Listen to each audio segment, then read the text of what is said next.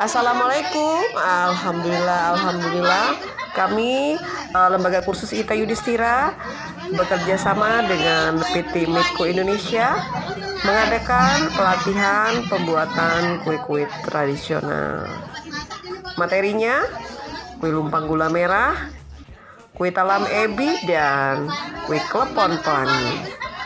Nah, seperti ini ya proses pembuatan kue lumpang gula merah. Adonan kita isikan ke dalam cetakan, lalu kita kukus sampai matang.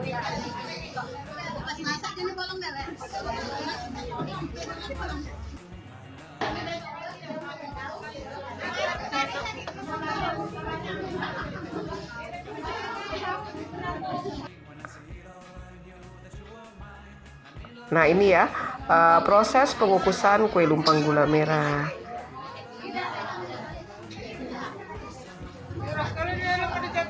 Dan ini hasilnya luar biasa cantik sekali.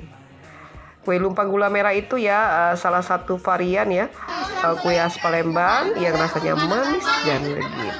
Terus dinikmati dengan ditaburi dengan kelapa parut.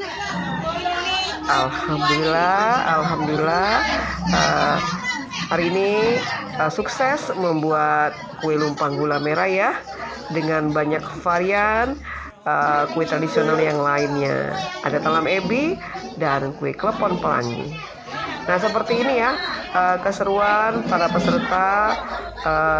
Kami berada di Desa Babat Sepat ya, di Kabupaten Musi Banyu Asin.